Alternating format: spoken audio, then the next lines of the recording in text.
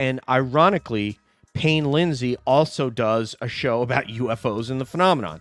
I'm trying to remember who his most recent guest was.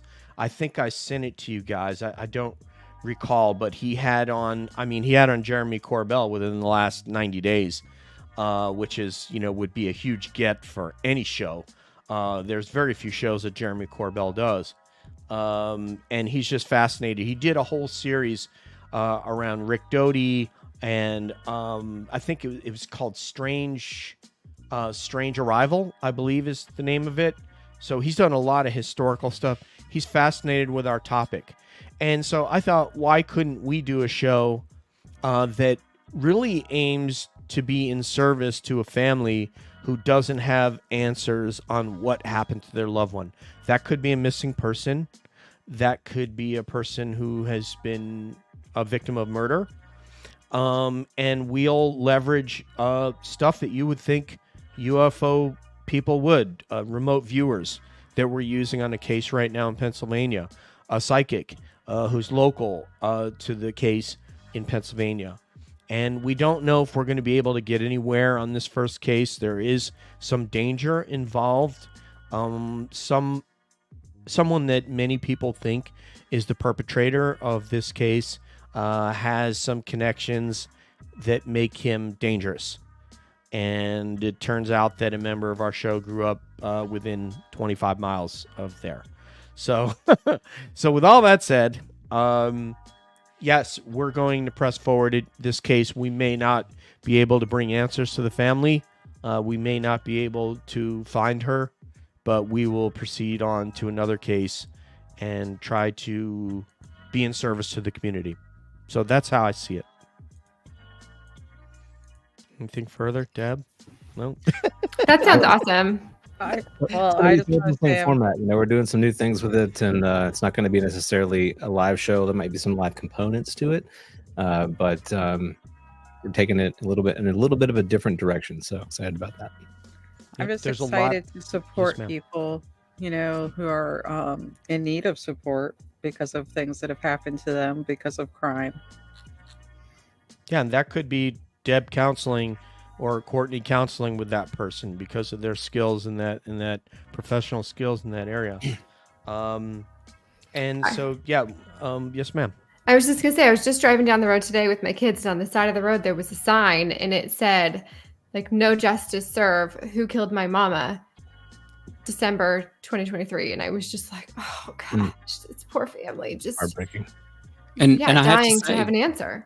It's shocking how many cold cases there are. Article in the news here the other day, lady went missing in the 80s. She went to the grocery store, to the pharmacy, and they found her car at the pharmacy, but she never came home, ever. Yeah, and it's David Paulides type stuff there, because he's even stepped into the urban arena. And what you said about that, CJ, if you happen to be able to find out what the name of that person is, that could be something that we could look into, and we'll absolutely potentially, Courtney's our lead investigator on this thing. So I've kind of, given up the lead to her, and just, hey, if she thinks this is good, this is something we should do, cool, we'll do it. If she doesn't, then, we'll move on to something else. So, and we'll have everybody they're very, very produced kind of shows. Obviously you need to have music, and each cabbie will read a portion of the story, and we'll intermingle the interviews in with that narrative, and then hopefully, like I said, God willing, we'll be able to maybe find something out. So that's Calling All Being True Crime Unsolved. It's coming. It's going to take a while. It's patience. It's not as frankly as easy as doing these live shows are, where we get to just talk with our friends about stuff that's interesting.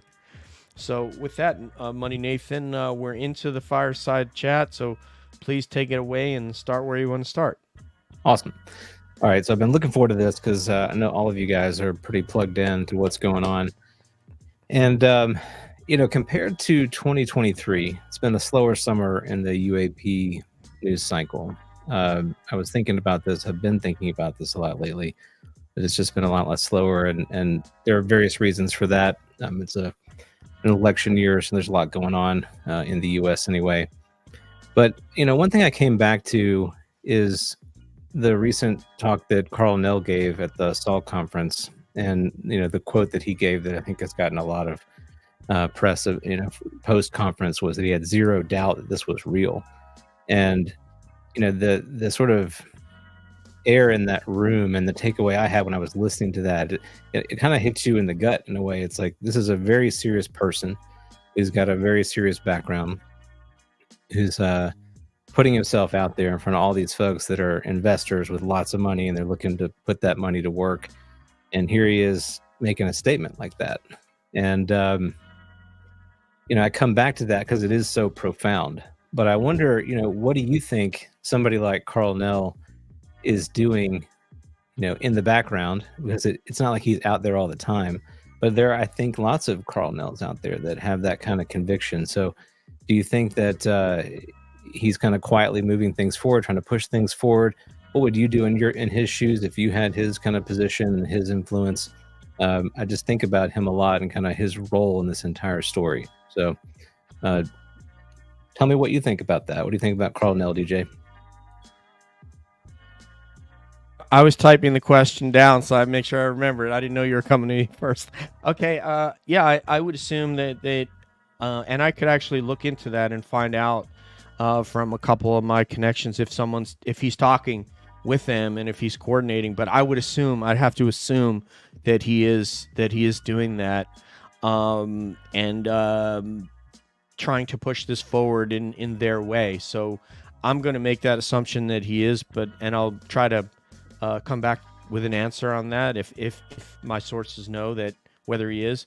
And if I were in his case, in his situation, and I were completely retired, and not going into any kind of service, no clearance anymore, not worried about it, yeah, 100% I would do it.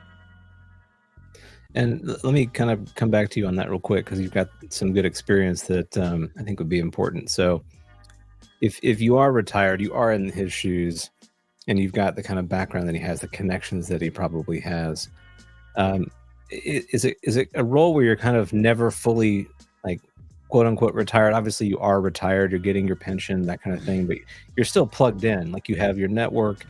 You may get somebody might call you up with asking for some counsel, like your advice on something, because you have all that experience. Do you feel like that's probably happening? Do you think that he's still fairly connected and he's kind of working those connections, or people are maybe even interfacing with him who are thinking about coming forward? And I guess alongside that, this goes to the stigma issue. How hard is it for somebody to come forward when they're not retired, to really put their neck out? Whoa. So the first one is a little bit easier. So think of this like you're in a boat and you have like kind of a trawling motor and you're leaving the shore, but you're only proceeding away at about 1 or 2 knots. And the further as you look back, as a year, as let's say if years, you could condense them down into days. And as you look back, the shore is getting further and further away. Well, that's how it is. Like if you were to compare someone like Rick Doty and how many years he's been out of service and out of contact, out of his clearance, and then someone like Carl Nell, who just maybe retired within the last 24 months or less, even 12 months. Actually, he may be just freshly retired, as far as I know, right? If that's the case, then that's what happened. So he's probably still fairly connected, but nobody that is inside should be telling him anything that's going on, but they may be, because of the nature of what a lot of people view as humanity's need to know. Like, and I'll give you an example. I went over to I used to fly with AFSOC, and then a couple years later, here I'm on deployment in Afghanistan, going into the chow hall. Whoa, there's my guys that I flew with in AFSOC. But the conversation is different now, because I can't say, what are you guys, what kind of missions are you guys doing? Where are you guys going? Who you guys, so I knew right away that there was going to be a barrier there, that we could do a lot of how you doing and that kind of stuff, but I really couldn't we couldn't have the conversations that we would have. So but I assume maybe that because of what Cornwell knows and the gravity of this topic, that they may be having conversations that are on a deeper level because they feel convicted about the topic like he does. Like Dave Grush, so I would assume there could be some of that going on. And what was your last question? I forgot. What if I still active people? Still active. Still active, man. Boy, that is really that is something that's really tough to, for me to pass judgment or what I would do. I wouldn't personally. I wouldn't get involved, and I wouldn't come forward and say anything unless, like Dave, there was something in violate of a lot of law, something that was legal being done. I would have to see something that was so disturbing that I felt like I had to go tell an inspector general or somebody. Fraud, waste, abuse, those three big words that IGs work on. Right. Possibly, but other than that, I would probably not be saying anything. Well, let me piggyback off of what you said and kind of rephrase my question for Deb. So I'm going to pass it to her. But so Deb, with these kinds of whistleblowers, David Grush, Cornwell, their amazing pedigrees and what they're coming out to say in a very official capacity, David under oath. You think they're kind of surprised that this hasn't gotten more traction than it has? It seems like actually, it would have gotten a lot further. It's interesting that you mentioned David Grush because I let YouTube kind of push videos at me and I listen to those videos. I don't go to a normal podcast channel. I just listen to those videos on my way to work. David Grush was pushed with Joe Rogan because apparently that got put out again because maybe we're in a slow cycle. I don't know. And I was listening to what he was saying and I'm like, first of all, this is actually a lot for people to digest. It could take years for people to keep re-listening and digest something new. So we don't really need to rush that. People are probably shocked enough or still trying to deal with it enough, And then second of all, he was saying a lot about things that are happening if you listen to it carefully. He talks about, we brought these people forward. We're having these meetings.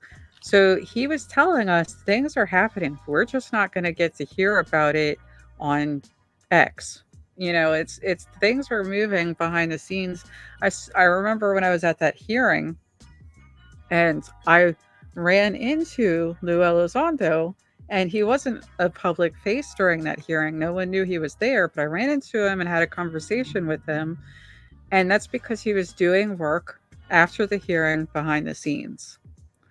And I just think that there's just stuff that we're not hearing about going on right now. I hope that answered that. No, I mean, I'm glad that you brought it up because I think you're right. There were a lot of nuggets in that interview with Joe. And I agree. Like he dropped a lot of things that just kind of at the time, because there was so much in the news cycle, you just maybe kind of went over your head. One thing that I remember him saying is that he was emphasizing, the phrasing he used was the highest of the high, if you catch my drift. You go back and listen to it, that he spoke with someone who confirmed this to him, who is the highest of the high, if you catch my drift. If you think about that phrase, it's hard to not consider the top dogs in our political apparatus. Highest of the high would be a president, an ex-president, a speaker of the House or a majority leader of the Senate. These are the very top people in our political apparatus, or maybe in our military apparatus. So very, very intriguing comment there. That of course he couldn't explain any further than that. So yeah, I'm glad that you brought that up. And Obama did confirm it. Let's not forget that. People ignore that. A president, he's no longer a sitting president. A former sitting president did confirm it. Yeah, Obama and Trump of both. Yeah, I mean, we've had a lot of presidents on record basically giving you a wink and a smile that there's something there.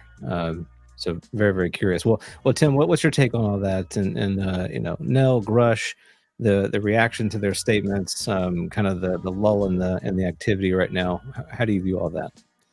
Well, one, I think it's really impressive and terrific the kind of attention that folks like Nell and Grush are getting. That conference that Nell spoke at, I mean, it wasn't just UFO conference, right? Which, by the way, the mainstream population, for better or worse, just doesn't pay attention to. This was a very diverse conference on a lot of topics, from economics to technology and on down the line, with a whole lot of speakers. Like Carmelo Anthony was there, for example. So I think it's really great. Anthony, the basketball player? Yeah. I was looking up the speakers there, and we've got other folks coming out like this too, like Rear Admiral Tim Gallaudet, right, from the U.S. Navy. And the thing is, they're not the first to do this. There's been a long line, a long history. People forget of military folks, retired folks who come out and tell their truth, right? But in the past, it's kind of just been ignored or mocked. Like take Colonel, CJ's going to laugh when I say this, Colonel Philip J. Corso, right? Former Army, author of Day After Roswell. Hey, he laid it out there. You couldn't put it any plainer than that. And as time goes on, everything he said in there really becomes more and more valid. It has the ring of truth. You can't not disprove anything in there. And so much of what he says seems to be being confirmed by people like Grush and Carl Nell. I'm sorry. The only difference is in the past, nobody paid attention. Mainstream folks didn't pay attention. Corso became kind of a laughing stock, and mocked for this. And he was only listened to in really niche circles in the UFO community. The other thing that I think, and I'm going to go out there a little bit here. Yeah. You asked if Carl Nell is still a part of things. Here's what I believe, and I think the evidence points to this. I think that there's a UFO cabal who is working incredibly difficult and hard to keep these things a secret and to control the narrative. And I think there is an anti-UFO cabal that is trying to do the exact opposite, that is studying crash retrieval fragments that they come in possession of, that is actively pursuing UFO parts, pieces, retrievals, and that they are collaborating with folks like Carl Nell, because how else could they get it done, right? We got folks out there that are basically telling us what's happening, like Gary Nolan, Stanford professor, right? He laid it out there. Hey, if we want to get to a UFO crash retrieval site before the UFO cabal does, let's do it. Let's get to it before they do. Thing is, he said, better be ready for a gunfight. But my takeaway from his comments like that, hey, who would you want on your side going after a UFO crash retrieval site more than Carl Nell? I mean, and a group of scientists, right? Like, what a great movie that would make. But I think that sort of stuff is happening, and that's just my opinion. Yeah, well, I hate to hog this issue, but DJ, your insight here I think is so helpful. But really, I do. So the size of the government, right? The size of the bureaucracy, all of the different agencies. I mean, just to echo Tim's point here, I have to believe that is true. There are factions within the government that have guarded this and are doing everything they can to keep it under wraps, and then there are those that have had glimpses behind the curtain and are making attempts to make it more known. And it seems to me, if I'm reading between the lines, that some of the senators know, some of the folks in the House know, but they've also been given some very stern talking tos about, what they can or cannot say. Because if you look at their rhetoric, it has shifted quite a bit over time from when they were initially, exposed to a lot of this, and now they kind of almost have walked back some of it, particularly like that. Let's turn the temperature down a little bit. Gillibrand, I think, is the one that stands out the most, but even Marco Rubio and Mark Warner seem to have cooled a little bit in their statements and sort of tenacity for this topic. Nathan, will you recite just for the group what Christopher Sharp? Oh, were you there for the? You weren't there for the Chris Sharp, but we told you about it on private chat, right? So, okay. I'll say this. I'll say it, but I'm not going to name agencies or spell out. Okay. I've never heard this. This is probably the most eye-opening moment I've had on Cab in probably a year, because it's something like I never thought of. And Christopher Sharp, we did a Saturday show. It's supposed to be fun, and this guy dropped a bomb. And basically, he said that, because just to put it in context for you guys, the topic came up is, why do they keep putting this eminent domain in there when they know that the culture of the United States in 2024 is such that nobody is going to ratify a law like that says that the government can come in and just take your stuff if you have any kind of material? That would open up Skinwalker Ranch for them to just go and start digging in there with a backhoe and take whatever they want and anything, right? It's just not our culture. It's not 1947 anymore, where the G-man knocks on your door and says, shut up or I'll kill you. Now there's a cell phone and they're streaming live on the internet if that were to happen, right? So it's a different culture, right? And Christopher Sharp said, oh, yeah, well, I don't know if you realize, but there's word that there are certain agencies that have threatened to reveal certain things about certain members of our legislature that they wouldn't want to be known about themselves. And when you think of that, and when you think about what those agencies might be able to get, that could be internet searches, that could be anything, that could be visits to certain establishments, it could be anything. And that certainly, in my mind, explains why they would put a lark into legislation and try to make you believe that we really want this to pass, but we really don't want this to pass because this would be really bad for us. And I never had that thought till Christopher Sharp came on this show, or had an understanding of why they would keep putting that lark in there. So that's powerful. Well, let's get to CJ, and then we can move off of this topic. Okay. So CJ, I kept writing thoughts down as people were saying things. So I had more and more to say. So the Carl Nell thing teacher, to me, Holmes. Let me just say that. I know, former teacher. Yeah. Okay, so the Carl Nell thing is very interesting to me because this is not a journalist. This is not a politician. This is somebody that's a retired colonel who has worked for the Pentagon on the UAP task force. So he does have knowledge that a lot of us don't have. He's not just going out there to say things and get attention. In fact, I would think quite the opposite, because I grew up in an aerospace town. Nobody talks about their job. Nobody is allowed to speak about what they are doing at threat that they're going to not just lose their job, but you could face time in prison. Your family is threatened. I know people that worked on black programs in aerospace companies 20 years ago, and they still cannot talk about what they did.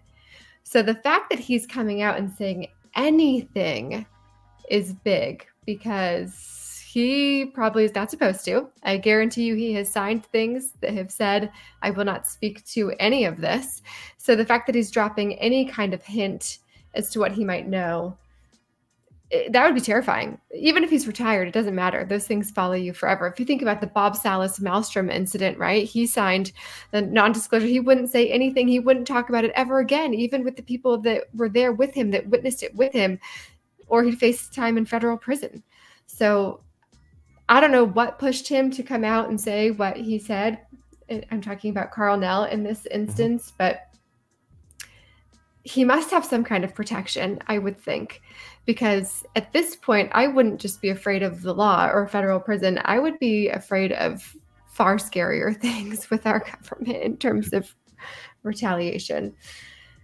So I don't know. Does it go to the UFO cabal? Is this just some sort of distraction? Is this just to get us away from other things that are happening in the country? Well, CJ, though, materially, what has he told us? Well, he has told us without any doubt in his mind that this alien life form exists and is interacting with the Earth. So considering his experience, obviously we are supposed to believe that at least he believes it, right? He hasn't given us any evidence or proof that he's seen anything, just that other people have told. And that's what drives me crazy, right? This like top down, I've been told. Nobody is straight out saying, I have seen it, except for Bob Lazar, right? Now, Bob Lazar brings me to your eminent domain topic. The FBI did come and raid his house. They Right. did come and search for everything. Where's he that has. Article 115? Yes, but the FBI doesn't need to do that because they can get into our computers, they can hack into our lives, they can get into our phones, into everything that we own. They don't need to be barging into our houses anymore. Everything that we do is online. So I guarantee you, they are searching everyone's information. They're maybe not barging in like they did, like you said, in the 1940s, but they're tapping in for sure. So Julie, our chat moderator, came up with a great name, Jim Semivan. So I'll say this. I'll say this about that, CJ. Materially, I don't think he has said anything that has violated any NDA. He's just saying there is. This does. He didn't say someone told me. He said there is. This exists. This is real. But that's not violating a specific. Something specific about a program and a program name and a location. That is, where he would get himself in trouble and he would be in jeopardy, from a judicial standpoint or a criminal judicial standpoint against the UCMJ and all that. But he hasn't said anything like. Risky. Well, it is. I mean, it is because he's received threats, so it is risky. But he has not materially told us something even to the level of what David Grush has told us. So but other than his comments, so the comments that I have heard, of course, are this exists without any doubt in my mind, what have you. Yep. What else did he say in that talk? Did he give any evidence of anything? That's for the panel right there. Well, that actually, I'm glad he brought it up, CJ, because that was one of the, I think, if you're following this closely, a frustrating moment. That was certainly a moment that the skeptics grabbed hold of, because his response to that question, because they did ask him that, tell us what proof you have of, how do you know this is true, basically was the question. And he didn't give any kind of direct new information that we could go, so-and-so told him, or he pointed out some program we haven't heard of, or he said, I've seen the craft. And so these are to kind of DJ's points. They're not specific pieces of data. They were very kind of generalized, and he did it through like a process of reasoning, where he said, if you just look at the fact pattern that we already have seen, who has spoken to this, what offices they are in, et cetera, et cetera, et cetera. He said it's fairly clear just from that circumstantial picture that this is real. But I was compelled by that, but I know that people that want that kind of juicier, give me the video, the photo, bring the body out, like that's not satisfying to any of them, and I understand that, but for me, that there's enough sort of circumstantial information that is being presented, and the pedigrees of individuals who have spoken to this is so strong that I think it makes the case. And Tim, I don't know what you think about that. I'm curious to get your thoughts on I was just going to say, Carl Nell must be watching the All Things Unexplained podcast, because nobody can talk around a question like Dr. Mounce can. You have a point there, CJ. I actually wanted to follow up on what CJ said, and that I agree with her, and that Carl Nell and some of these other folks, we've had people tell us this sort of thing, right? That they're not afraid of jail. They're not afraid of government repercussions. We've heard this notion that this UFO cabal is beyond. Jim loves the conspiratorial words. He can't. It's just he can't hold it in. I just think it's the best term for it. That we have a group here that's beyond top secret, that is so far beyond classified that the mere, and we've heard this said, that the mere act of classifying it would leave a trail of evidence. And we've also heard from people who I would classify as being a part of the anti-UFO cabal, right? Who are working hard to provide disclosure or provide evidence of the phenomenon, that have said, hey, we're afraid. We have colleagues that have been affected by attacks on us, not just threatened, but attacked. Okay. Direct energy type weapon things. Okay. Havana syndrome type situation. We've had people tell us, hey, we have all our data on a dead man's trigger, right? If something happens to us, it's going to automatically disseminate into the world. Okay, you're not doing that sort of thing because you're worried about an FBI raid. I'll just tell you that right now. And that's what I think about it. So I agree with CJ. Julie has put some things in the chat that I think are worthy of discussion here, because we could use our little group here as sort of an example of what adds weight to what. And because I heard somebody went on, I don't know if it was Vinny's show. Oh, I think it was Greenwald was like critical of Carl Nell's, what he told and stuff like that. So when you take, Julie brings up Jim Lukatsky and what he said in that interview he did with George Knapp and Jeremy Corbell, right? And we know that he was the head of, which program was that, Debs? I'm sorry. OSAP? Who was the head of what? Lukatsky. Deb's like, oh, I just wanted to make sure. Yeah. Okay, awesome. Lukatsky, yeah. It was OSAP, right? Okay, Yes. So when you take, now we could just put weight, we're putting weight like on a sled that you have to push. And you're pushing the sled that says this is all BS and there's nothing to it. And then we put Elizondo, and that's a 45-pound plate. And then we put Lukatsky, and there's another plate. And then this guy and Bob Lazar's a plate. That plate's been on there for a long time. People said he's full of it. And now more people are coming out, including Jason Sands, and saying that the things that he said were legitimate, which I said he sounded legit to me since I've known Nathan and Debs. Now you bring out this young man, David Grush, who briefed up to the president. And when he says the highest of the high, Nathan, I think he's talking about the POTUS because it doesn't get any higher than that. And he used to brief the president.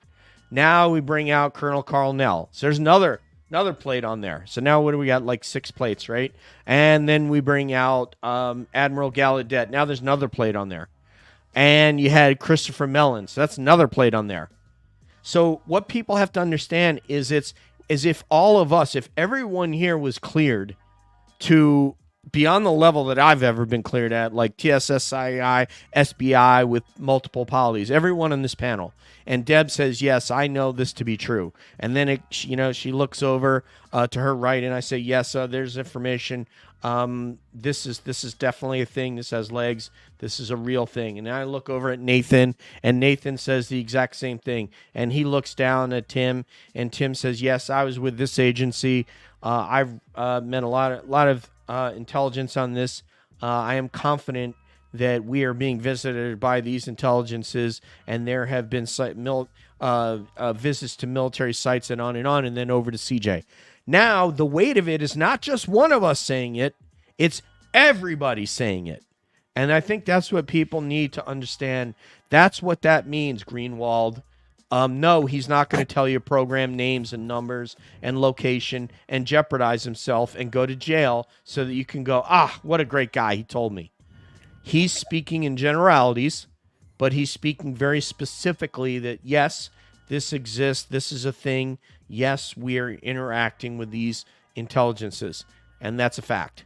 Can I just that chime in is on very this? specific, but it is also not going to incriminate him in a way that he's in legal jeopardy. Yes, Deb, go ahead. I just think it's a psychological thing. I really do, because you have these people who are extremely credible, but the moment they mention UAPs, that's when people just do a block. It's a psychological thing. Exactly. It's like we literally had the president saying, yes, there are objects. We don't know what they are. There's objects that we don't know what they are moving in our airspace. This is literally what our former president said, but it doesn't matter because as soon as UAPs are mentioned, people are chuckling. It's Plural. a psychological issue. Plural. We shot down 3 UFOs over Super Bowl weekend a couple years ago, for crying out loud. I wasn't even watching the dang game, but everybody else was. And you know what? That's how the rest of the topic goes too. It's why you missed that touchdown pass, Tim. And it's why you missed I don't even Carmelo remember who was Anthony, in the game, New but I York will Knicks. never forget the UFOs that were shot down, including over Dead Horse, Alaska. So that's where my mind is at. No, I love it, man. As I was listening to you, DJ, saying this person has this information, it gets passed down here, and we believe it because they believe it, and so on and so forth. I'm like, oh, this is how cults start. No, it's not. We believe it because they believe it. That it's exactly the opposite. It's that we're all receiving the same information, right? And the weight of all of that, because Lou has different channels than what Tim Gallaudet has. For example, well, let's use Lou and David Grush. Completely different scenarios, and the information that they got is completely different because Lou only had access to as part of what was the name of that, ATIP, he only had certain pieces of information, but David Grush had other pieces of information which were more closely aligned with what Carl Nell had, but Gallaudet has a totally different and more involved with USOs. So when you take, and then Semivan, he was on this show. We're thinking, oh, here's like a field agent for the CIA. Guy was like the director of operations for the CIA's field operatives. And like, I didn't know that when we had him on. I would have been more nervous. So I'm glad, I guess it's good that we didn't know. So people with totally different tentacles that have this information. And then that Jim Semivan was an experiencer. Did you hear what he said on our show? Did he tell you about that he had an experience like in his bedroom? Did you hear that? Yes. Mm-hmm. No, tell us. Well, I'd let Debs or Nathan tell it better than I can. He's basically compared the experience to encountering the Dementors from Harry Potter. Like, that was what the entities were like. And the experience ended up being physical, and he was being investigated, and his wife as well, for what happened to them. So he couldn't go into too much detail for that reason. Yeah, and he also, you could tell he's frustrated with this subject. He doesn't have any answers, and you'll hear him kind of land there pretty often when he does interviews. He just that we don't know anything, they don't know anything. That's why I don't want to tell you, because they don't know really what's going on here. He talked about how he placed all these different sorts of kind of like religious artifacts and iconography all over around his house. Like, it didn't matter what religion it was. He put up all these kinds of things as wards, basically, to ward off this sort of contact. So if you think about someone who would do that, it must have been very traumatizing. And this is a person that isn't easily traumatized given his experience and background, right? So, very, very interesting case. And you're right, DJ, it really kind of wild that he has been as public as he has been.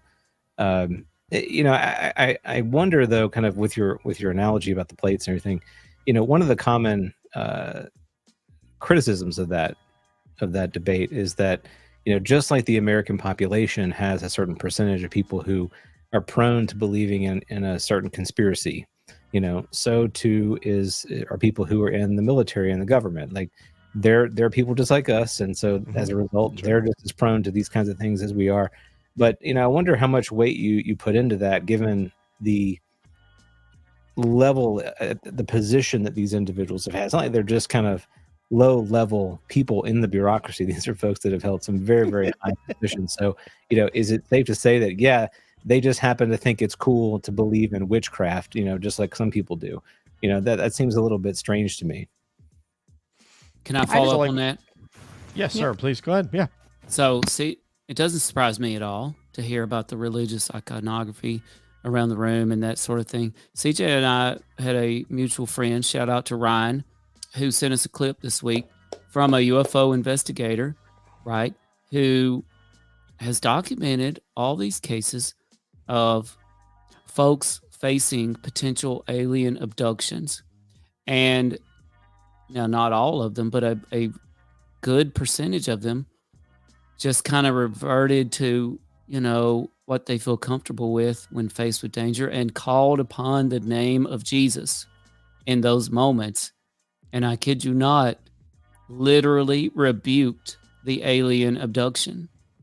And so I'm not saying what's going on with that, but I'm saying it's part of the field of data. And so it doesn't surprise me to hear about these religious symbols.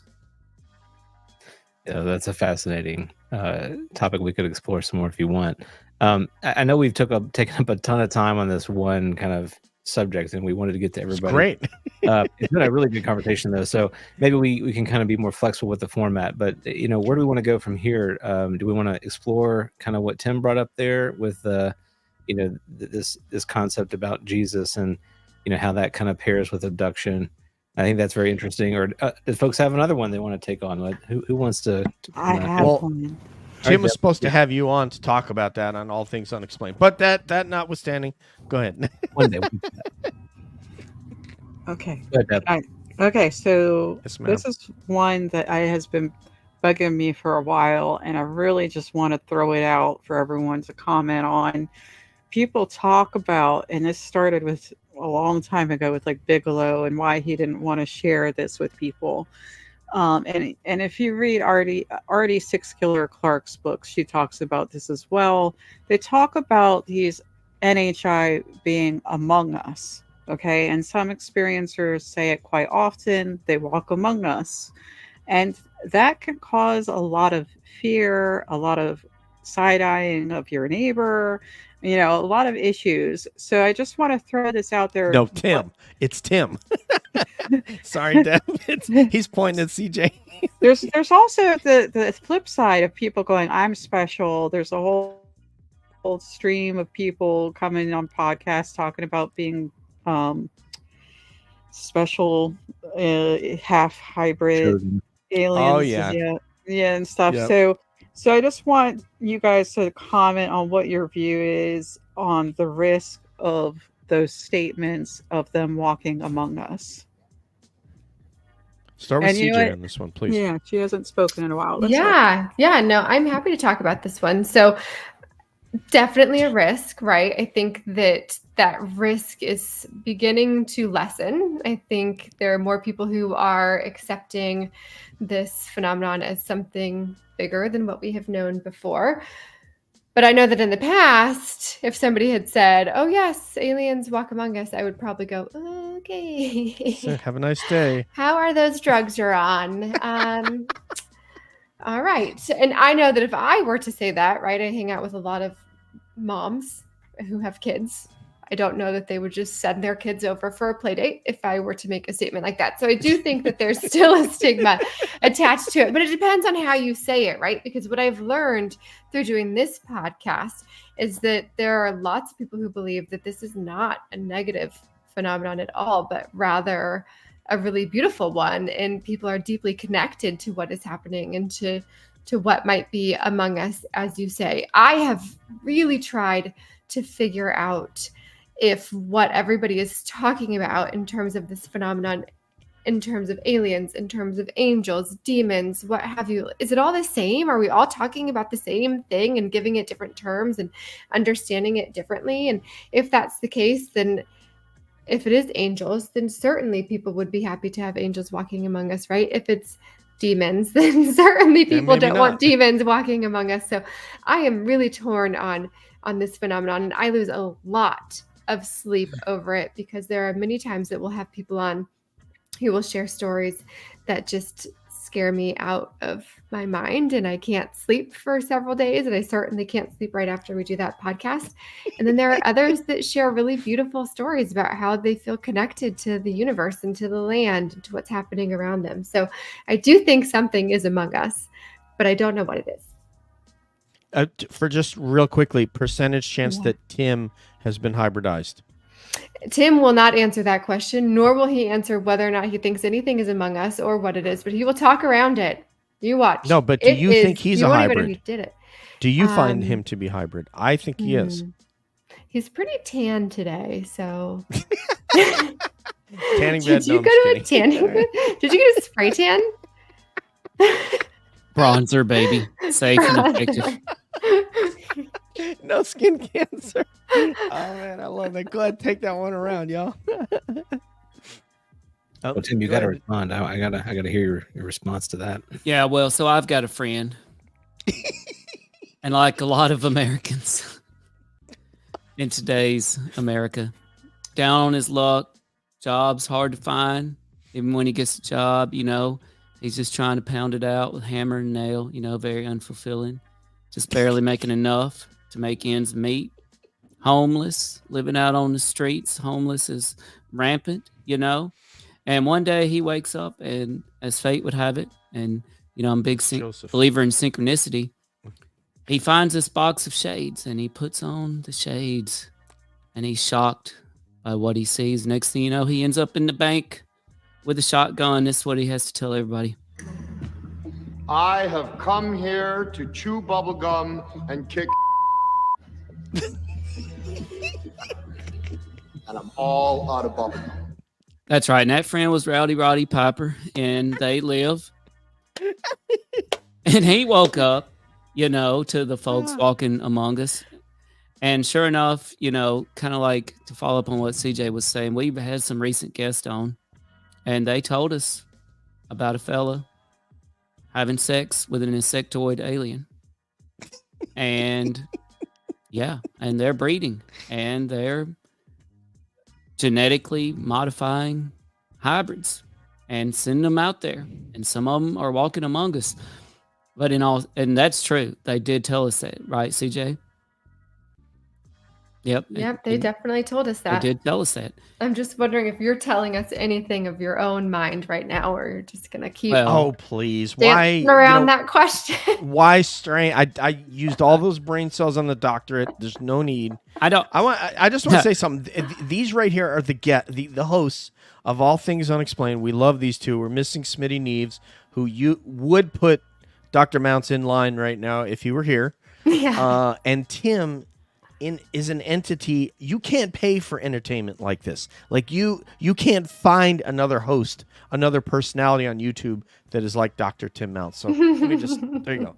Tim, please say, continue. if you were, part of any tribe, you probably would not be allowed to say. So that could be why. I'm not gonna say. Jeb's been hybridized, Nathan. I feel like that it just happened. I think her mic got hybridized. Okay. Oh, okay. All right. You know what? And I'll just close it up with this. I don't think it's dangerous. What I think is dangerous is the fact, and CJ and I have talked about this. You know what? We're not experiencers, but we would get a lot more attention if we claimed to be experiencers. If we said we've been abducted by aliens, if we said that, we have orbs visiting our backyard, if we said we had film of something, we'd get a lot more attention. And next thing you know, we'd have to say something more outrageous. And so that, I think, is the real danger in this whole story, is that people, do get a lot of attention from this. There is sometimes some monetary gain from it. And just like in the 50s, when folks would get paid to go on radio shows, and they wouldn't get invited back unless they had something bigger and better to say the next time. And it just keeps building and building and building. We got folks out there that are getting their own TV shows from the producers of Game of Thrones because of the UFO books they wrote. And this literally involves real life people, scientists involved in the phenomenon, who are now becoming celebrities. And so I think that's the real danger in this. I think we've been told about those walking among us for thousands of years. And you know what? It ain't mattered for the last 2,000 years. I don't think it's affecting anybody anymore now. And so I don't think there's any danger in it until they actually figure it out. Well, I mean, they don't have to have health insurance, so I think there's some unfairness there. But anyway, Nathan, what's your take on that? I hadn't even considered the health insurance angle, but that's a good one. That's a good one. This is a complicated, very complicated topic. We know we live in a time where I think isolation is felt by a lot of people. They feel like they're disconnected. They feel like they have the centers of meaning that used to be very strong in our culture kind of all drifted apart in many ways. Now it's very much kind of what you think is the meaning, and you can build an algorithmic world around that, a bubble that you feel very comfortable in. It reinforces those ideas. So it's a pretty fertile ground for anything goes kinds of thinking, right? And you have to be very, discernment is the word that you hear used a lot, because you have to exercise a lot of discernment when you get stories like this and you hear, they're living among us, they're walking among us. Well, I mean, how would I know that? Some people have such a strong conviction that is true, and it's very compelling. I'm an empathic person. I like to trust people. I'm optimistic. when someone tells me, emphatically, that they believe this to be true, they know it to be true, I tend to want to take them at their word. It's not been something that has been in my lived experience. So, Tim and CJ, you guys, can understand that very well. I think, our panel can too. It's not as much in our lived experience. And so we have to kind of put ourselves in their shoes and say, well, maybe just because it hasn't happened to me doesn't mean it hasn't happened at all, right? It could still be very possible. And I think that that's the space that we kind of occupy as like podcasters who haven't had experiences and are digesting all these stories. You kind of hold them in a certain kind of suspension. But, coming back to what Tim said earlier about history and these events that have occurred throughout history, I mean, this is really hardly not a new phenomena. People have been communicating with other entities for centuries and have been talking about it. And it's been more normalized in our human history than it is now. Like we've only very recently come to call that madness. But in the past, we've called that just being a religious person, being a fervent believer, having a strong connection with the divine. These are people who would have been elevated in prior societies, not denigrated. So we really flipped that narrative quite a bit. And we've gotten very comfortable in that flip, thinking that we've got it figured out now, whereas they are a bunch of like provincial idiots, And I think that is that kind of hubris is really getting in our way. So it's very interesting. I mean, I think we're all looking for that more tangible kind of proof, but I also think we're leaning into proof in a way that this may not necessarily adhere to in that kind of hard science proof type of form. And I think people that's hard to hear because what are you saying? Like, I can't get hard science on this. And I'm saying, well, maybe our approach to understanding reality isn't really the full approach to understanding reality. And so if we keep looking at it through this narrow lens, we're never going to see anything outside of it. And Like can I Matt follow said- up on that real quick? Really Yes, do. go right ahead. Yeah. With what Nathan said, I'm sorry, but CJ brought up the cult earlier, right? And so I kind of want to backtrack on what I said in terms of Great the band. danger. And I think we have to be careful. People realize this is a very polarizing topic, and people want to believe, right? They want to believe not only that, but they want to be a part of a group, and there's a lot of people out there that need a leader and need a cult of personality, if you will, to tell them what to think and tell them, what they want to believe is the truth, and it is happening. We have to be very careful with that because folks, like Jim Jones, they're a thing, and so CJ and I have heard a lot about the potential for a new religion emerging from this topic and things. So I think that all of us who do want to believe, we have to be careful that we don't fall for anything. We have to stand for something. To quote Aaron Tippin from Prime Country, had to stand for something or fall for anything. All right. I'd like to Diana say- Polka said that's why she studied it, because it's an emergent religion. Yeah, Exactly. I disagreed with that initially, but maybe I always will revisit my thoughts, and maybe I was wrong about that. And I always like to tell people I don't want to believe anything. I either believe or I don't believe based on what my criteria is, and I don't need to to subscribe to something so that I feel fulfilled. So I don't I tell. This really comes up in Bigfoot a lot because you have people that want to believe that this is just an undiscovered primate. You have people that want to believe that it is a human ape hybrid, and you have other people that want to believe that it's completely paranormal and shows up and disappears and all these kinds of things. And I don't want to believe anything. I believe what I believe based on having heard lots and lots of narratives. And I have had a UFO sighting, by the way. But that notwithstanding, really, it's been so long ago and it was so brief that it wasn't as profound as a lot of people in the chat here that have actually had a real experience or had recurring contact like Darren. So I believe based on, just like any of us, you hear a narrative from someone and you have to attach a certain value to that narrative based on how credible you think that person is. And also, like Tim said, what do they have to gain? Are they trying to become popular? Are they trying to become a content creator? Are they trying to get like that could be part of it too. The reason why I brought up those guys earlier that we mentioned and we stacked up all those plates is one of the components of some of those guys, not all, is anybody can say anything. I can say, I know this and I believe this and I want to bring this to the public. So if I didn't give up anything in that endeavor, you might say, oh, well, you know, DJ's running his mouth again. But if I quit my job and I gave up $150,000 a year job with a retirement for life, now that person's words mean more to me than someone who's just running their mouth on Twitter about what they know and what they think. Because someone said, I'm putting my skin in the game. Here you go. And there's a couple of those guys that have put a lot of skin in the game.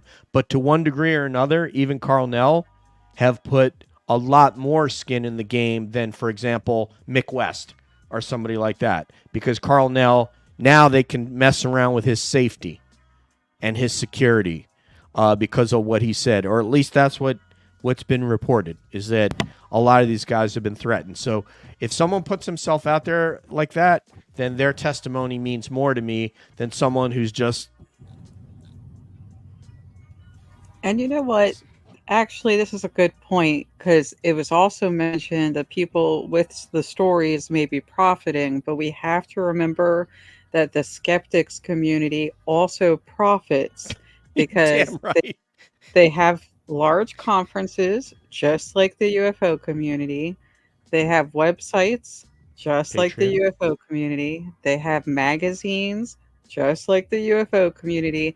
They do everything that the UFO community does, just on the other side, and they're also profiting. Oh, and books. Let me not forget. They And also Patreon. Yeah. And Buy Me a Coffee. And what's the other one? Venmo and all that, Cash Apps and stuff. So absolutely, you know. So yeah, those guys are, you know, they're trying to peddle themselves off as the sort of bearers of truth that are trying to keep us from all being fooled. Yeah, everybody's fooled, from the Apollo guys to everybody down to, you know, all the way back to 67. And this guy had a hole burning inside him that he had to talk about what happened at his nuclear thing, at his nuclear site, and people didn't believe him. And then you had this Mario Woods and company come along and say, yeah, guess what? That stuff did happen because it happened to us, just like that. Right. So- And honestly, listening to those people who were doing the weird guerrilla skeptic stuff, I felt like that was very culty. Like, I got some weird vibes off the leader of that group. Like, she was having too much fun with power. So, I don't know. There are anarchists, and I heard a woman the other day relative to the Karen Reed trial, and they had a clip of her saying, talking about AdSense and talking about how easily she can spread disinformation and get followers and stuff like that. And it's they're very sick people that would do that, but you know, they do it and they have followers just like we do. So I have a lighthearted question I want to throw out there if everybody's ready. Are you ready?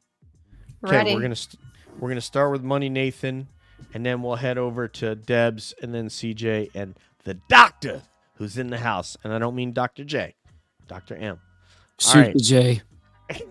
There you go. And Carmelo definitely listened to you because he certainly didn't pass the ball. Anyway, all right, Nathan's got the. It is going down tonight. What a special night. All Things Unexplained. Nathan's got Dr. the mic. Heineck, thanks for joining Yes, us. he's ready. Also, You gotta break that out person. later because I have a special Dr. Heineck situation. And Deb is smiling right now. I know she is. Okay. I am. I know. All right. So Nathan, I was wondering if you could talk about, if you could rank these things in order of what you find the most compelling, and then just do like a little ditty on each one. So, and obviously those are obviously UFOs, Bigfoot, and Paranormal. Could you rank which of those three are interesting in order, and then just what is intriguing about each of them and why, if you will? Sure. I think I would put paranormal first.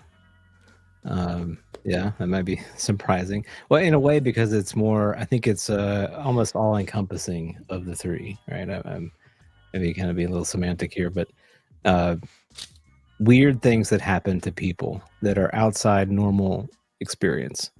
Like that is, to me, we're discovering that that's like a misnomer. Like this sort of paranormality is a bit of a misnomer. Like weird things just happen in normal experience, and we've kind of written them off as just because they don't happen to all of us. All of us have to eat. All of us have to use the restroom. All of us get old and die. That's normal, right? But weird things that happen, well, I don't experience a weird thing, so that's not normal. It's not something that really happens in just our reality, our shared reality. But man, weird things happen all the time, and I think we need to be more comfortable with that.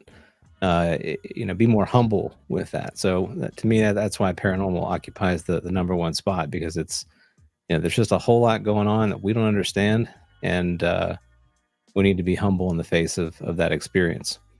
UFOs would be second. I think that they're incredibly fascinating to me, just with my background in. I've always loved sci-fi. I want to believe. I want to believe in this very. In a way, it's like the Star Trek concept. That there's more than one species out there. We're not alone. We can learn and grow and cooperate with these other species that are in the universe that we share space with. We need that. We've kind of grown to this place on the planet where we're running out of space, and we can't get along, and we need almost like kind of a bigger brother, sister, parent. Somebody who's lived longer in the universe than we have to kind of come and guide us through some of these challenges that we're experiencing. And I romantically, I find that to be a very attractive concept. And it just so happens that is also a kind of a gateway into this more metaphysical question about what is reality and what is the ultimate meaning of life. What is the purpose of my life, your life? Why are we all here? So that's kind of a gateway drug to that. So, and then Bigfoot would be third for me. I think it's super fascinating. I do think it's credible. The experiences that you and I have heard from folks, DJ, are very credible. There's something out there. I mean, again, it kind of fits into that. Just because you haven't experienced it doesn't mean it isn't there. And there's a lot of wilderness in the world. I think we've all gotten this place where we kind of get really comfortable. Like, I live in these four walls and I've got this device and it's been manufactured. It's very fancy. It's technology. And, we've forgotten that like most of the world is actually still wild space. And we've just sort of colonized this little tiny piece of it. And so, yeah, there's a lot of weird stuff out there that is really interesting. Bigfoot being certainly one of those things. Thank you. That's a great answer. And yeah, it was a little bit of a surprise.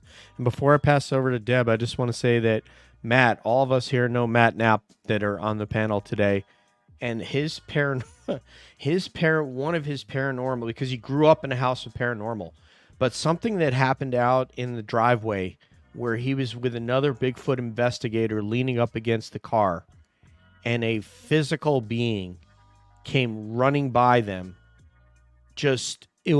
When he tells you, it's going to blow your mind. It's chilling what this figure was, that was human but not quite fully. I don't know. He has to tell it, but it's going to blow your mind when you hear it. It's very chilling. So I'm sorry. We got to get Matt back on though. Debs. Okay, so I'm going to approach this from a different way. I'm going to give you my top one is paranormal. And the reason is because it appeals to my interest in science. I believe there's a lot of science in the paranormal that hasn't been identified, and spirituality, both of them. My second one is UFOs, because I believe that it appeals to my interest in nature, because I believe what's going on with UFOs is very much related to the natural world, actually. And then my third one is Bigfoot, and I find the appeal there that it kind of relates to anthropology and our own history as well, because I believe there are related to us. That's my approach to Bigfoot.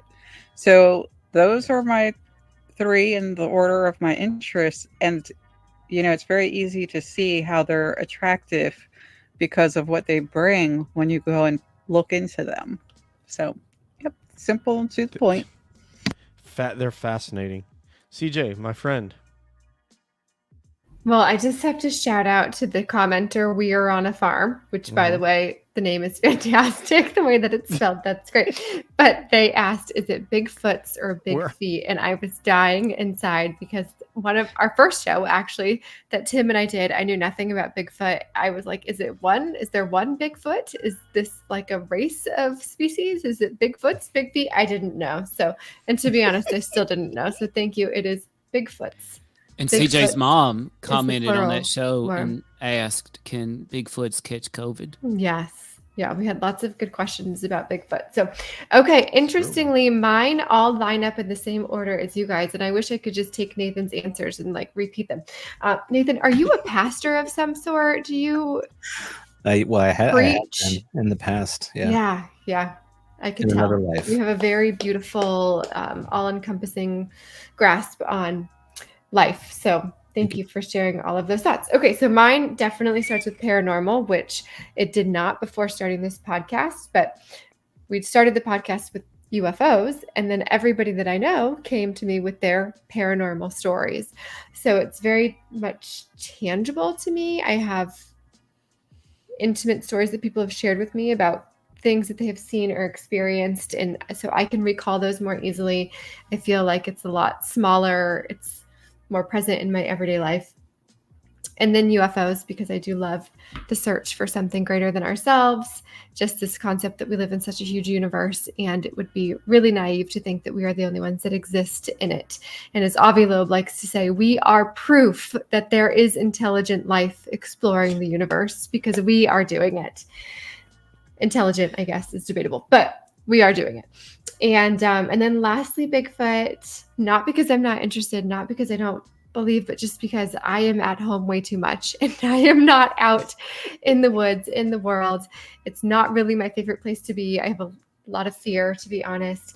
And I just think that there are so many things that exist that I've never seen in person in my life, right? I go through these kids magazines that my kids have, and we go through all of these different species and bugs, and I've never seen those things in my life, but I trust that they exist because somebody's telling me that they do. And we've talked to so many incredible people who've shared their Bigfoot stories that I want to believe. That's my order. Like we said on the last show, CJ, a bumblebee on the Northern California shore doesn't know that a shark exists. Yeah. And they can be within feet of one So another. true. So it's just, and let Tim go, and I'll get to mine. So, yes, sir.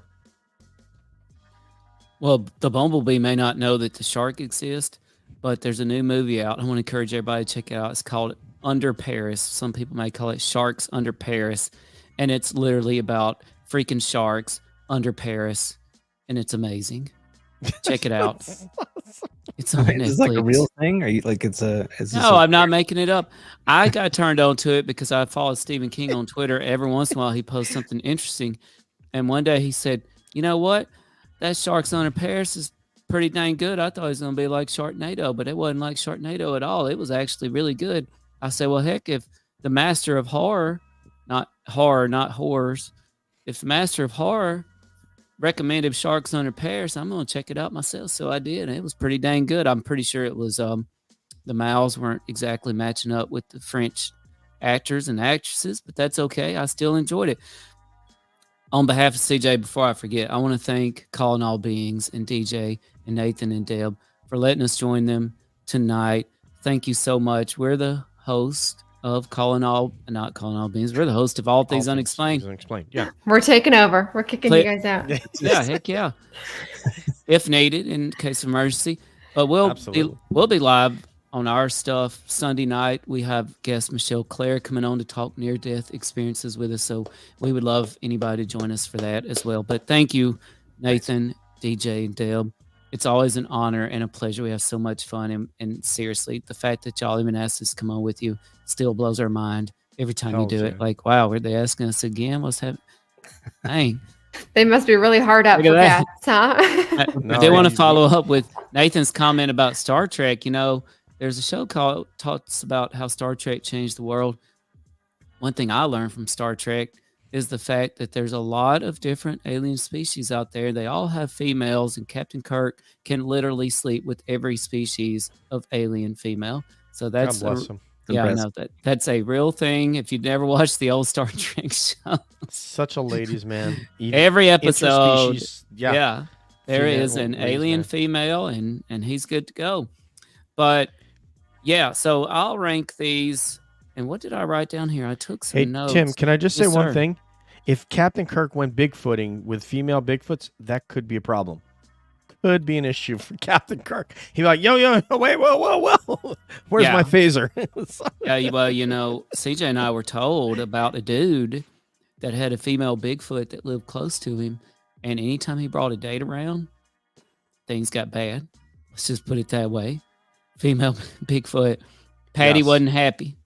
Patty was not happy about With the you, man. dates I'm coming with you. around. So I'll put It's a these real in thing. order. You know, there used to be a time when academics were on what they called a quest for truth. And back then, this was actually dangerous, pursuing the truth. As a matter of fact, it might still be dangerous again. We might have come full circle here, back to the time where, you know, if you've said the universe didn't revolve around the earth, you might be put to death. We might be approaching that level of danger. We talked about this tonight with the UFO phenomenon. And so for that reason, the UFO phenomenon is the most interesting to me because I feel like it holds the key to everything. I consider myself on a personal quest for truth. I believe, just like Einstein did, that there is a theory for everything out there, just like Hawking might have believed as well. And I think the UFO phenomenon is actually the key to that. And I might talk about that a little bit later.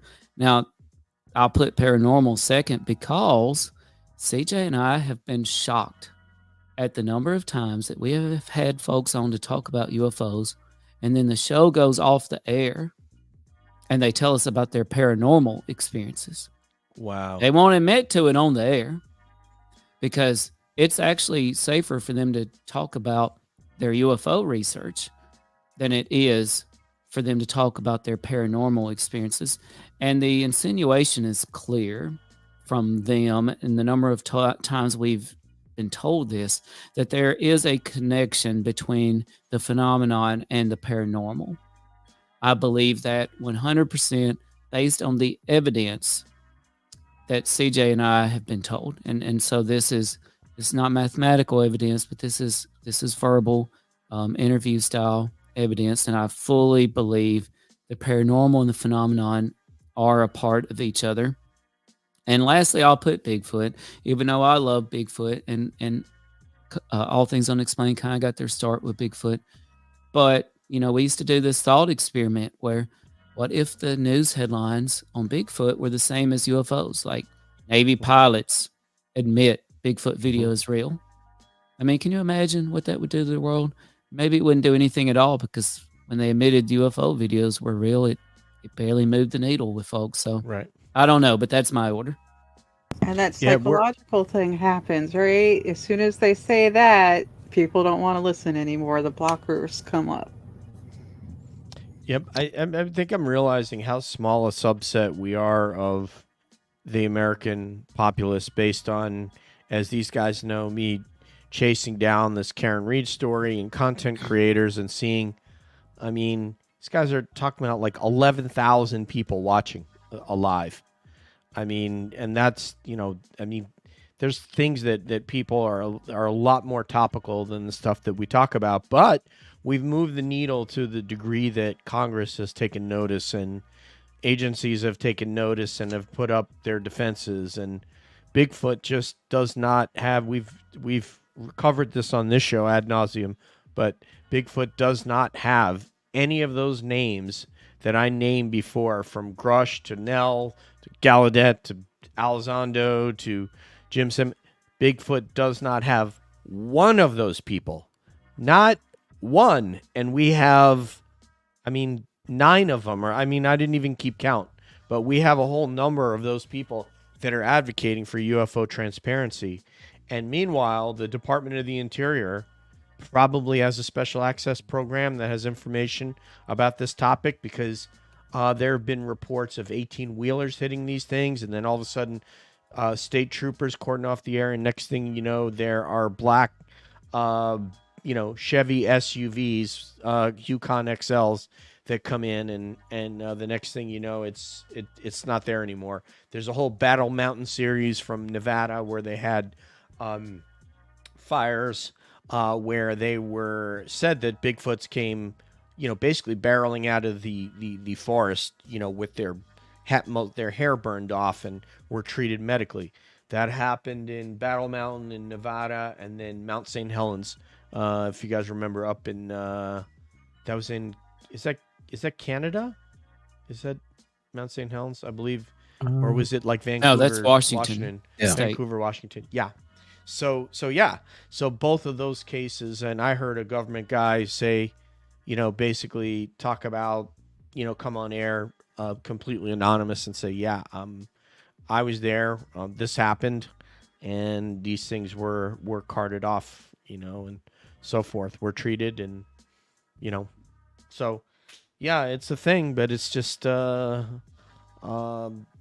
difficult to prove. So we only have 6 minutes left, so we're gonna have to wrap this up. So for my topic, boy, I didn't even think of, and I typically do this, I won't think of answers to my own questions, but I'd say at the moment, I guess it's probably Bigfoot number 1, and maybe UFOs number 2, and paranormal number 3. All of them are fascinating with Bigfoot. It's just that kind of like what Nathan said, there's this creature that's figured out how to leverage the forest in a way that Survivor Man Les Stroud, who has had is as comfortable in the woods as he's in the top 1% of humans on Earth that can survive on his own out in the woods, and he says, I'm nothing compared to the skills that Bigfoot has in terms of camouflaging, leveraging its environment, knowing how to walk, how to be quiet, how to hide, how not to move in certain situations because motion draws your eye, all these different things. So fascinating creature that I'd love to know more about. And as CJ said, you really have to get out and get into their environment. And it is very scary if you're not used to being out in the woods at night and hearing things that you are unusual. I haven't. I've been out in the woods on a couple of Bigfoot outings, but nothing's really happened. But I did walk away from people and go on my own and not, worry that something bad was going to happen. And maybe that was because I didn't hear, sounds of a Bigfoot, or I might have clung to the people next to me. UFOs. Need I say more? I can't say it any better than any of you had. It's fascinating just to imagine that there is another intelligence that is interacting with us. There's absolutely no question that this is happening. It's not even worthy of a discussion to entertain that it isn't happening, because if that's the case, like I said to Vinnie Adams one day, what the hell are we all doing here? We got senators, we got congressmen, we got everybody involved in this thing from every walk of life that you can imagine, from those people down to folks that are working at a corner store that are involved in our shows and on Twitter, because something's happening. So it's obviously something's happening. It's not even, I won't even enter into a discussion that it's not happening, because I can find a better way to use oxygen. And as far as paranormal, absolutely fascinating stuff. I love when we have paranormal guests on here.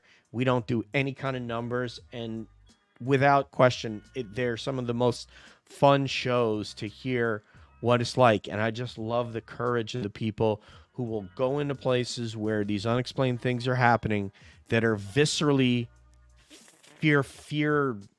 fearful, that'll really get you attenuated and scared, and they have no problem doing it. These moms, that have come on our shows, right? The ghost gals and the ghoul gals, the ghost sisters and the ghoul gals are awesome. Mandy just entertained the hell out of us. Nathan wasn't there that night, but Mandy Metzger, she was just absolutely hilarious. So, what else? What else do we got to get to, Nathan? I think Tim's got this video. Tim's got a video. Tim, play that video, sir. All right, real quick, just quick background. Our very first guest ever, anonymous UFO experiencer from an event in rural Mississippi, February 1977, as he was telling us about this, and this was widely reported in the news, but he broke something new that nobody had ever heard. Unexpectedly, a phone call from Dr. J. Allen Hynek, and I want to quickly relay, it's very short, how that phone call went. And I had it uploaded earlier. Here it is, real quick. Bring out the pipe, Nathan. Yep. Yeah, here we go. Well, hold on. Dr. Hynek. Here we go. How do I? There we For the go. major cases. And that's how he called me. I called the sheriff's office, and then that's how I got on the phone. Sheriff answered, and he said, "Just a minute, I'm going to let you talk to this fella here." He was out there, and he handed me the phone with Dr. Hynek one. And he's a scientist, and he studies these things. Another one that's connected with him. When he started asking me questions, he said, "Are y'all around an atomic plant?" I said, "No, sir." He said, "A military base?" I said, "No, sir." I said, "We're out here in the country." I said, We're 20 miles from Jackson. There's no city. We're a small town." And he said, "Well, our theory is that these things, that magnetic lines come to Earth just like radio waves." And he said that our theory is that these things guide down on these lines to that point. And he said, once they do that out there, we don't know.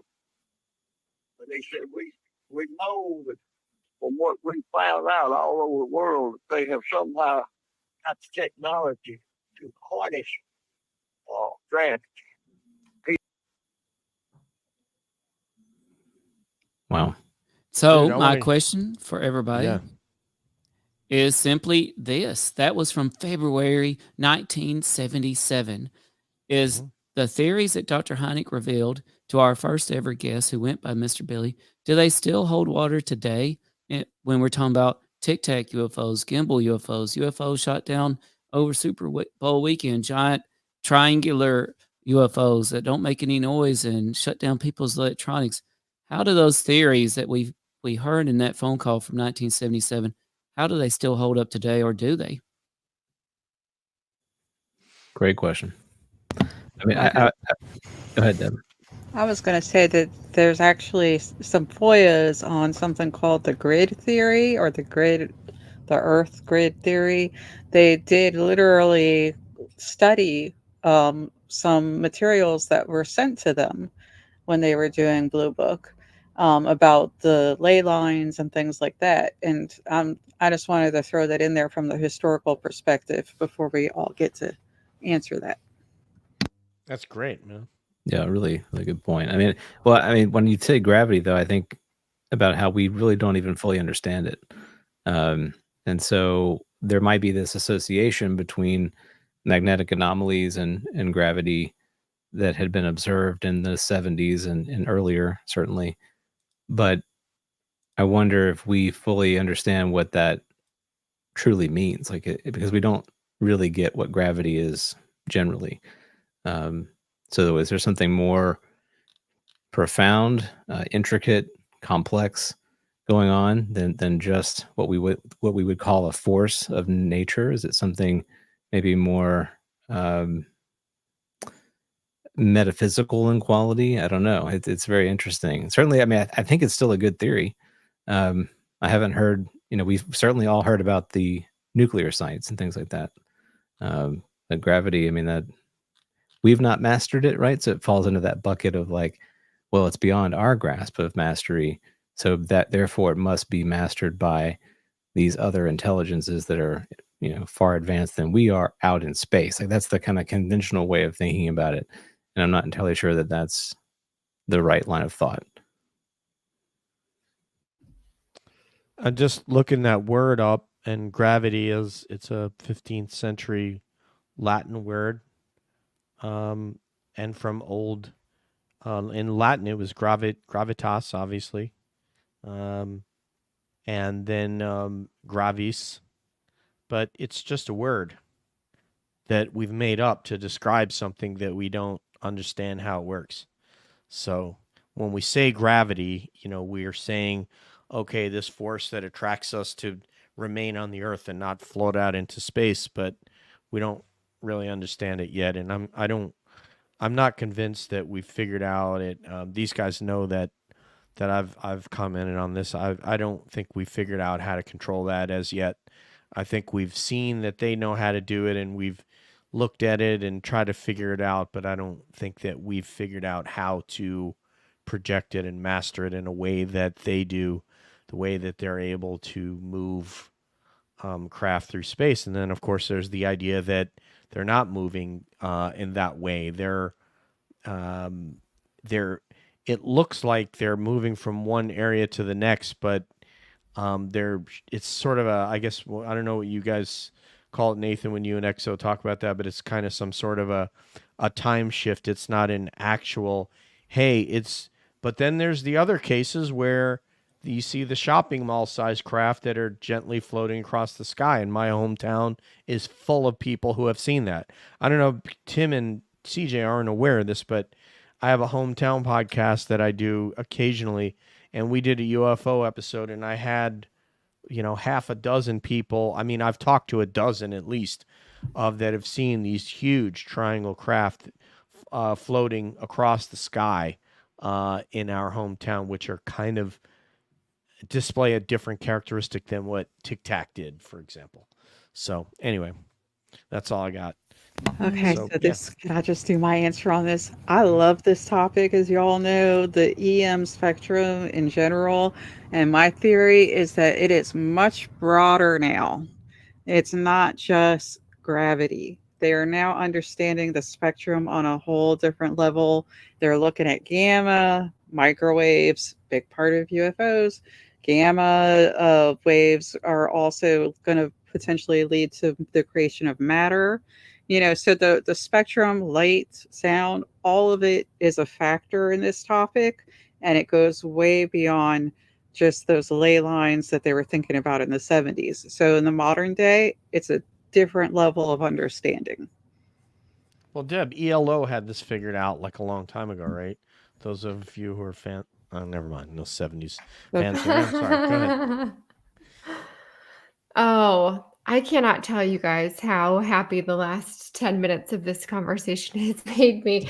Hearing Mr. Billy's voice again, that was awesome. The first ever interview that we did, and I knew nothing about UFOs. I had not heard of Dr. Hynek. I had not heard of Project Blue Book. I had not heard of things happening at nuclear bases. I had not heard any of that.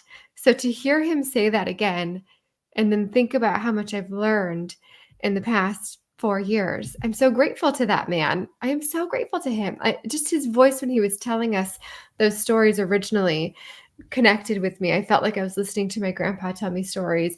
And now to hear again, and now we've had Bob Salas on and his nuclear incident, and then to go and hear you guys talk about gravity.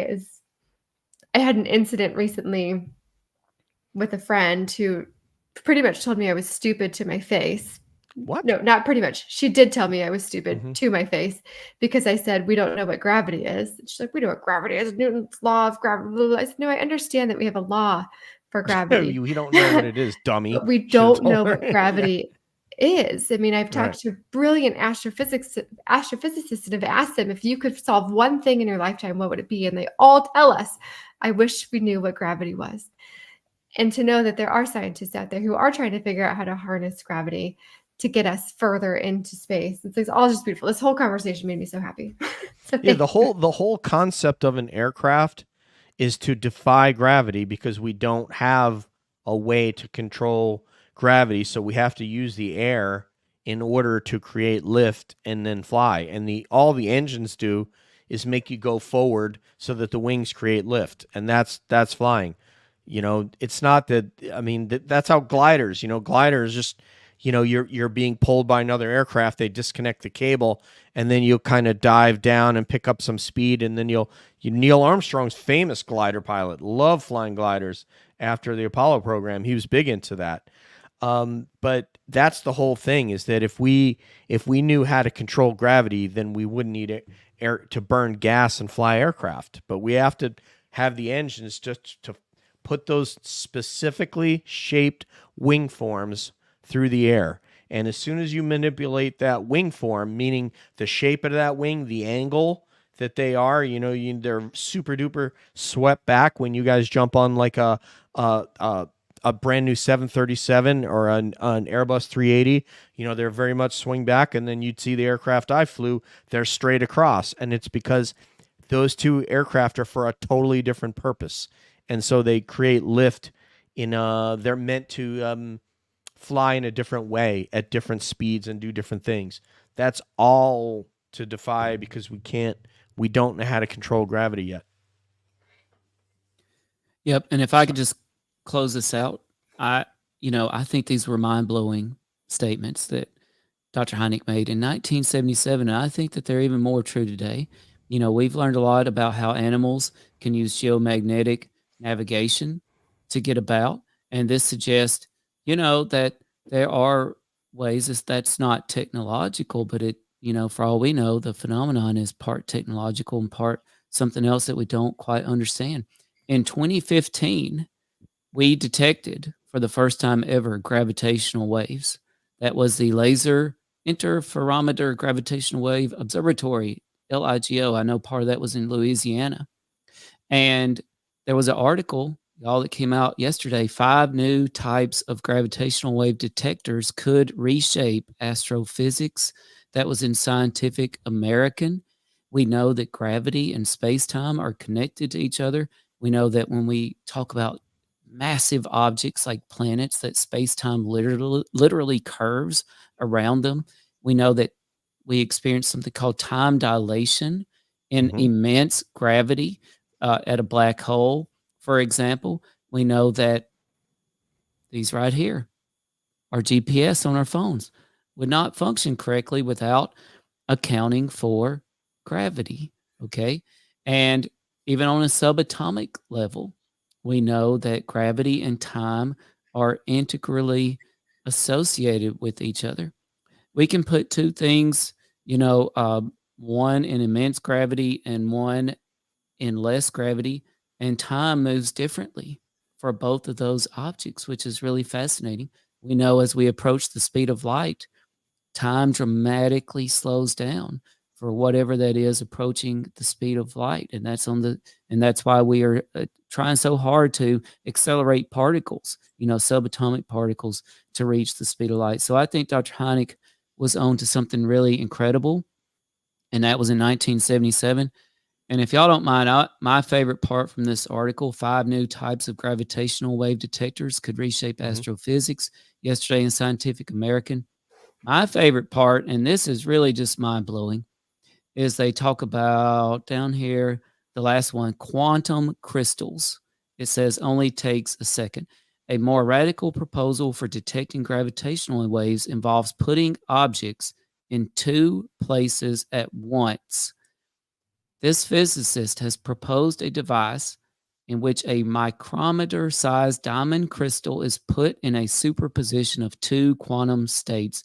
In his scheme, the crystal's 2 personas would be pushed apart by as much as 1 meter and then brought together again, an extremely delicate procedure that has been compared to putting the nursery rhyme character Humpty Dumpty back together again after a fall. The passage of gravitational waves would make one persona travel further than the other when apart, putting them out of sync in a measurable way when reunited. This whole process would take around 1 second to complete, and I just think that is really fascinating. So we know folks are out there trying to figure gravity out. Matter of fact, somebody asked about, why does Jeffrey Epstein, deceased, why did he associate with so many astrophysicists? And I heard speculation that the reason was they were literally trying to figure out gravity, and if they did, then they would control time itself and instantly would be the most powerful people, at least on the planet Earth. So think about that, and that's my closing on that. God bless you, Tim. I didn't think Jeffrey Epstein would ever make an appearance on Cab, but yet I was wrong again. And it seems to happen every week that I'm wrong. I thought you were going to say seems to happen every week, Jeffrey. No. He hasn't made an appearance. Yeah. He probably won't make another appearance. I want to drop one nugget on you guys in closing because we got to get out of here. But I'm going to tell you what, man. We did. How long did we do? We did almost 2 hours, and we still literally have more topics than we can get to. So that means we're gonna have you guys on again, okay?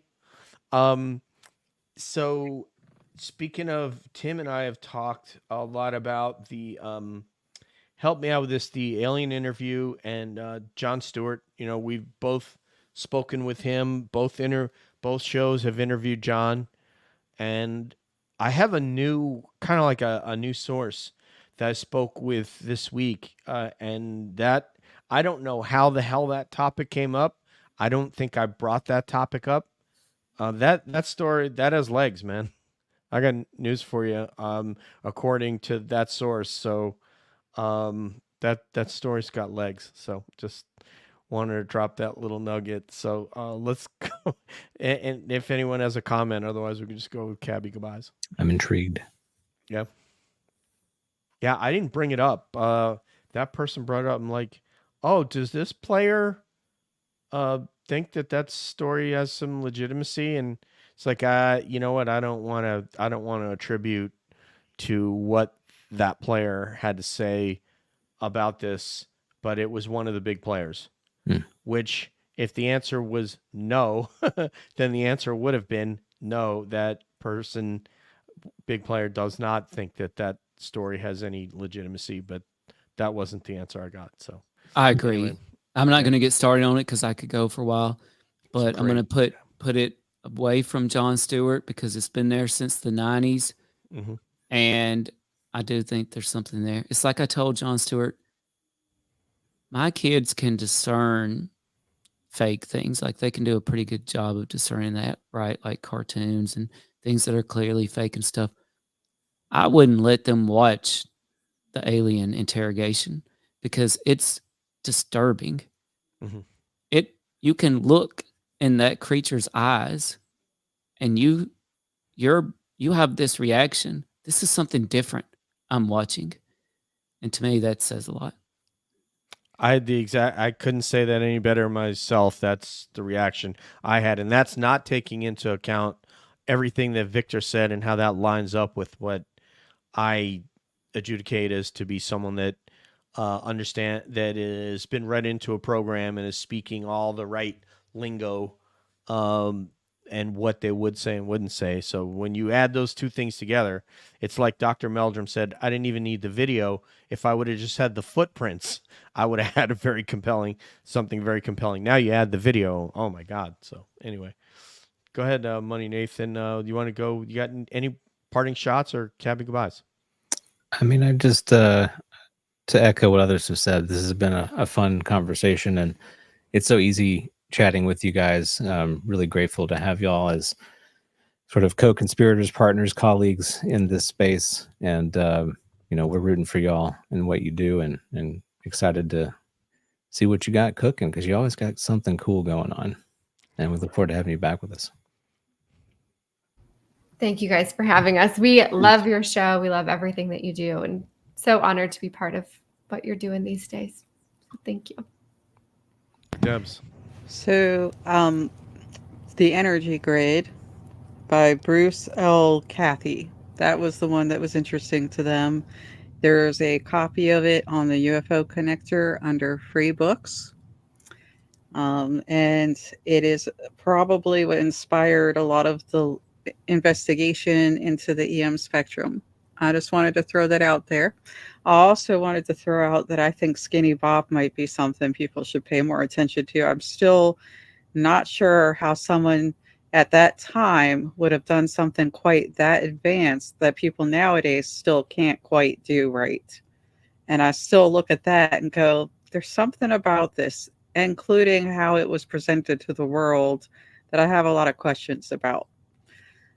So I'm so glad that you guys came to talk to us about all of these things. Obviously, we share this interest, and it's very special that we can come out and do this with you, and other people may be able to follow suit in their own environments because we are able to do it and we show them by example, right? So hopefully more people will ponder some of the things we were pondering and go out in the world and have those conversations.